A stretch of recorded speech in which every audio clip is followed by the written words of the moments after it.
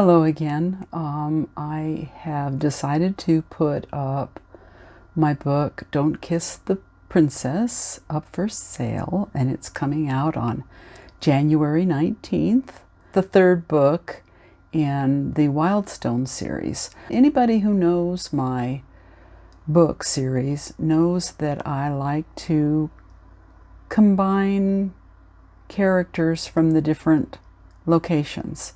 So a prime example would be in the Safe Harbor series. In The Widow and the Professor, which is book 4 in that series, Francie's son, Rafe, is the billionaire in the book Hiding with the Billionaire, the first of the 4-book Billionaires of Wrecked series. Obviously, that begins when he's 18, just graduated from high school and heading to Harvard.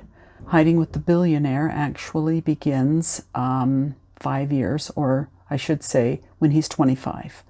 Whispers of Forever, the 5th book in the Safe Harbor series, stars Francie's stepdaughter, Samantha, who happens to have a crush on Francie's son, Rafe, the billionaire I was just talking about, his roommate, Ethan. Ethan is the stepbrother of Braden from A Change of Plans, which is the first book in the series. So you can kind of see the connections that happen within the series. But in the Wildstone, Heath works for, he gets a part-time job working as a developer for Wrecked Gaming, the Billionaires of Wrecked, and so you get to see a lot of the billionaires later after they've all found their happily ever afters. Heath lives in northern Washington in a castle called the Savage Citadel that was transplanted from Ireland, which you'll read about in the book Ghost of an Inheritance. And the second book in that series, that's the Wildstone series, is Saving the Firefighter. So I'm going to read you a bit of an excerpt. It's actually chapter 4. I know some people have issues with ghosts. Ghost of an Inheritance was actually inspired by the comedy Canterville Ghost. I've watched so many versions of this. It's just funny and charming. The idea of a cheeky American family inheriting a castle in England that's haunted by this ancient ghost. He's been cursed, some kind of prophecy or something about how some girl will come and will, her tear will free him from his eternal prison. And there's been different versions of it. There's one in the 1940s that is set with a bunch of American soldiers staying in the castle and having the war and all that stuff take place there. The first one that we saw, and when I first became aware of the story, was a made-for-TV movie. The ghost was played by Sir John Gielgud. Delightfully funny version of the story, and just I fell in love with it. Some years later, Patrick Stewart played the role of the ghost in a different version of that one. And they're just so much fun. Anyway, the idea of an American family dealing with an old English ghost was the impetus behind me creating this transplanted Irish castle. So the people inherit this castle that was moved like in the 1850s to this location in Washington state.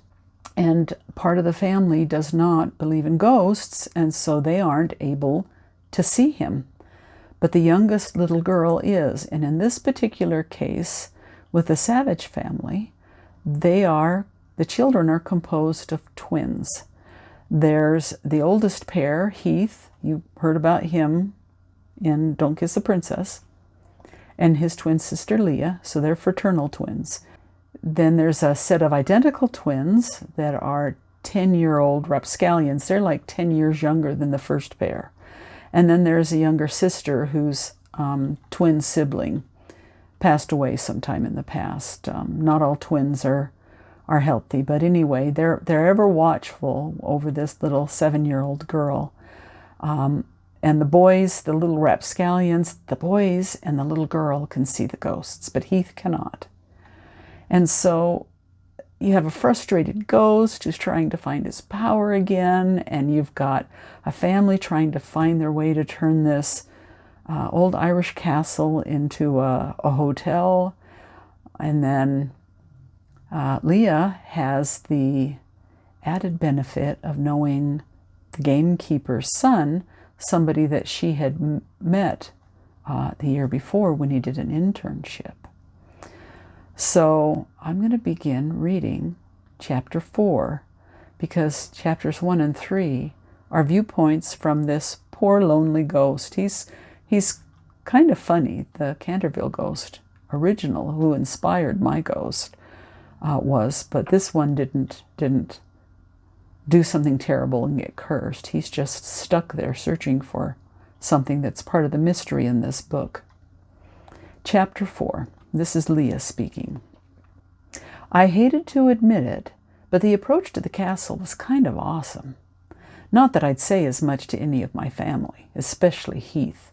He'd go all smug on me, because you see, Leah didn't want to come on this trip, but she was laid off, and so she had, when her family inherited it, they lived in Sacramento.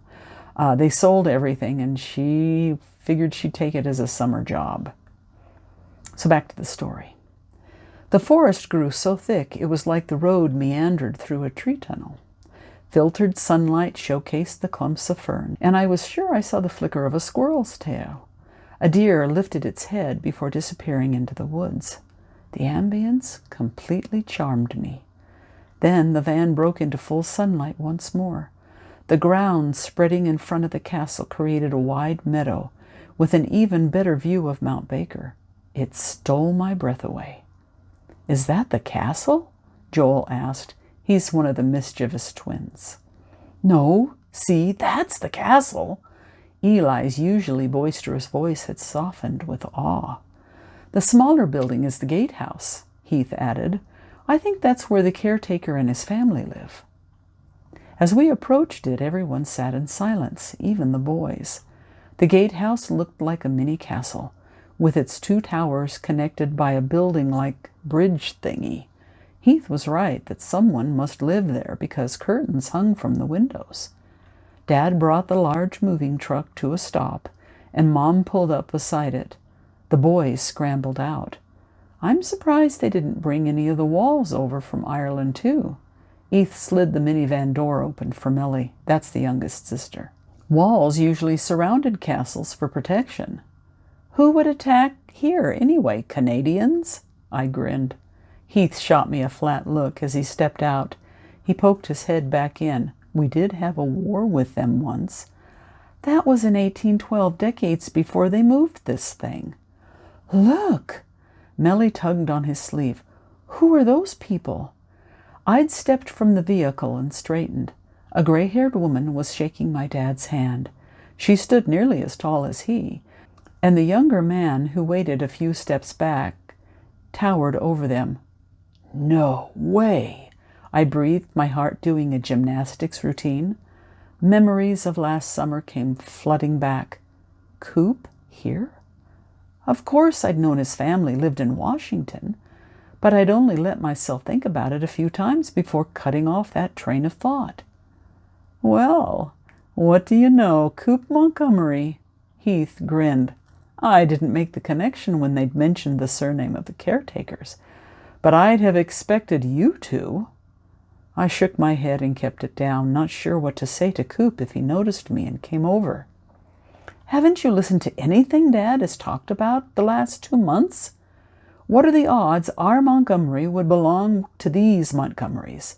It's a big state, after all. He scanned the surrounding area.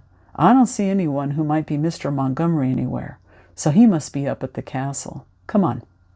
My brother didn't wait for me, but turned and jogged toward the group. I tried to check out Coop while not appearing like I was doing exactly that. I had to look coolness personified. Not a sign could show of the tingles running clear down to my toes or the swirling butterflies which had taken up residence in my stomach. Last summer had been the best of my life, and Coop had been a huge part of it. Heath and I usually hung out with the same friends and did most things together. Camping, rafting down the American River, boating on Folsom Lake. Any time one of us was involved in an activity, the other was likely there too. When Heath had met Coop, who'd been in Sacramento for an internship, my brother had invited him to join our group. Coop and I had hit it off and were usually together in activities. It had been my dream all summer that he'd ask me out, but he never had. Not that it mattered anyway. The summer idyll had ended, and he'd gone back home. Here, as it turned out. How crazy was that? I stole another glance at him. What if he didn't remember me? A sick feeling settled in my stomach. Unable to bear the thought of his striking blue eyes looking at me, and seeing only a stranger, I didn't approach the others. Instead, I allowed the view of the castle grounds to draw me through the gateway. Wanting to distract myself, I studied the ancient stone, humbled at the thought they were older than the U.S. I wandered onto the large meadow between the gatehouse and the citadel. Inhaling, I opened my senses. The luscious smell of the freshly cut grass wafted up to me, the nearby forest adding the scent of pine. And was that a touch of sweet cedar? Not far off, a large riding lawnmower sat where it had stopped in the middle of the job. When I'd been a little girl, I'd sometimes dreamed of being in a meadow like this, surrounded by forest. I'd even made up stories about being a princess who lived there. This place resonated with me like nowhere else I'd ever been. For no apparent reason, and despite the mild June afternoon sun, my long hair swirled around my face, and goosebumps broke out on my arms at the same time. I pulled back my hair and scanned the area. None of the leaves on the trees moved. Okay, that was just weird. Chilled, I shivered and rubbed my arms for warmth. It had to be the cooler Washington weather. It'd been an extra hot spring back in Sacramento, and we'd been harvesting ripe tomatoes from our garden since April. I wondered if they would even ripen here. That'd be a question to ask my mother. I scanned the large meadow. No manicured castle grounds here. Instead, wildflowers sprinkled the section where the longish grass hadn't been cut yet. It was large enough to host a soccer tournament, or the 4th of July event Mom kept talking about. And I think I will leave off there. Coop does remember her, and we'll speak to her soon. But I don't want to run this too long. I'll do a reading from Saving the Firefighter in another video, and then we'll give you a teaser for Don't Kiss the Princess. And in the meantime, have a happy new year and be safe. Thank you for listening.